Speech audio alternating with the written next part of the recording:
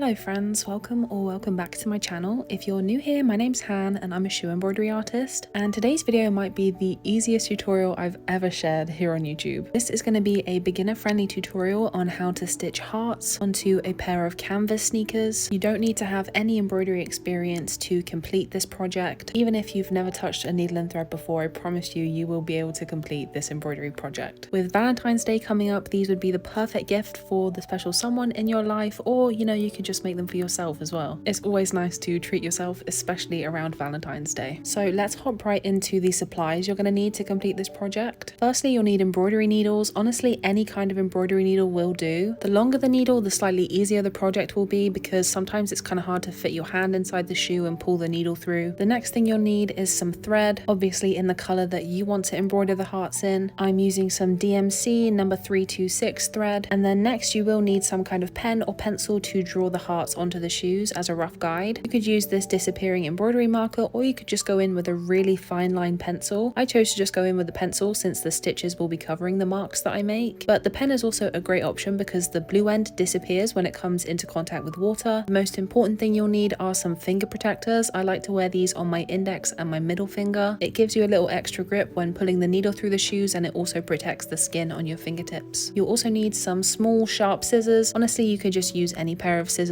but I find the smaller and the sharper they are, the quicker and the easier the project is to complete. And lastly, you're going to need a pair of shoes. I'm using these Converse All-Star Lift platforms. They're kind of a salmony pink color, and I got a little bit carried away when I was filming this. I made the heart marks on the shoes before I filmed it, but I'll go back in and show you when to do that process as well. All of the supplies that I just went through will be linked in the description of this video in case you want to pick some of those up for this project or any future embroidery projects. So the first thing we're going to do is unlace the shoes. If this is your first shoe embroidery project, I do recommend completely unlacing them, taking the laces out of all the eyelets and then just setting them aside, and then relacing the shoes once you're done embroidering. There's nothing worse than accidentally embroidering through a lace. You're going to see here I'm a little bit lazy and I tend to just tuck them out of the way. Another thing you're going to want to tuck away is the tongue of the shoe. This is also really easy to accidentally embroider onto, so you want to get that out of the way as much as you possibly can. I like to just tuck it underneath the toe cap of the shoe, and then here you'll see I just tuck the laces off to the side, but it can also still be easy to accidentally embroider onto them this way, so just unlace your shoes just to be safe. Next, I cut myself about 40 centimeters of embroidery thread, and then I'm going to take that thread and split it into 3 strands. So embroidery skeins usually come in a density of 6 smaller strands, all woven together into one larger strand. To get more delicate and precise stitches, a lot of embroidery artists will section this thread off into smaller segments, which is what you can see me doing here. This might take you a couple of tries, and it's not uncommon for the thread to knot a little bit and just act up, so don't worry if this takes you a little bit longer than it's taking me here on camera. And then as you can see, once I have that split off into 2 sections of 3, I'm going to set one of them aside, and then I'm going to thread the other section into my needle. Now for this project, I wanted the hearts to look a little bit 3D, a little bit puffy, so instead of just embroidering them with this 3 strands of thread, I'm going to actually double it up and knot it at the bottom. The area of thread that actually travels through the shoe is half as dense as it would be if I just went ahead and threaded the 6 strands without splitting it. I hope that makes sense. So once I'm done threading my needle and knotting the bottom of my thread, I'm going to go in and go over those little shapes I marked out earlier when I got too excited and did this off camera. You might be thinking to yourself,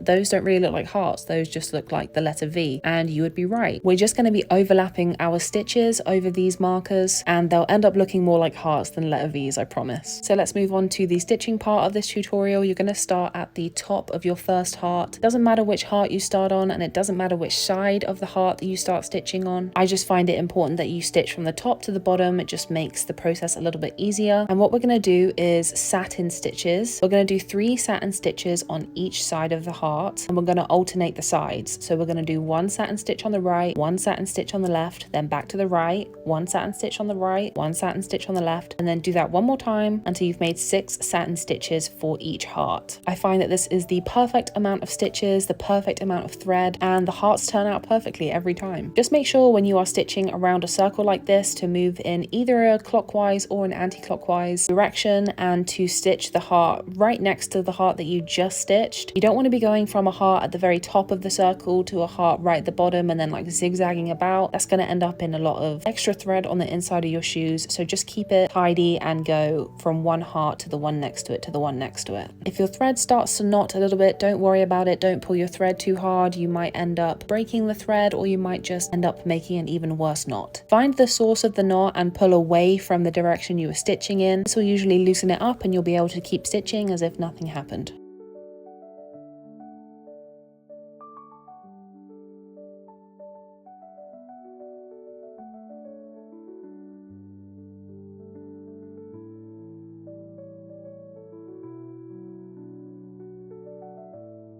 So tying off your thread and securing it inside of the shoe is a really important step. I'm just rolling down the sides of the shoe here so you can see a little bit better what I'm doing. I like to thread my needle inside some of the inner stitches 2 or 3 times, and then I do that again 2 or 3 times, but on those 2 or 3 times I make knots in those loops. This is a tried and true method. I've never had stitches come loose. I've been embroidering shoes for about 7 years now, and a lot of people always ask, do you need any backing on the inside of the shoes? You don't. You usually can't feel the stitches if you've done them nice and neatly, and embroidery thread is much hardier than it looks. It's not going anywhere. It will outlast the shoes themselves most of the time. The process for the outside of the shoes is exactly the same. I'm just going to show you a couple of clips here to keep this video nice and short and sweet, and you should be left with something like this once you are finished stitching. This project is so beginner friendly that you could probably complete it in less than an hour. So not only would it be a great Valentine's Day gift, but also a great last minute gift. You've really got no excuses at this point to not embroider these. I've even linked everything that you need in the description of this video. Another really cute touch to these shoes could be adding initials or an anniversary date to the backs of the shoes on the spines, but that's if you want to be a little bit extra. You don't have to do that. I hope that you guys enjoyed this video and that you maybe feel confident enough to try this by yourself at home. If you haven't already, I would so appreciate it if you liked and maybe subscribed to this channel. I make a lot of tutorial style videos and a lot of small business related content, so if that sounds like something you might be interested in, I definitely consider hitting that subscribe button. Thanks again for watching, and I will see you again in my next video.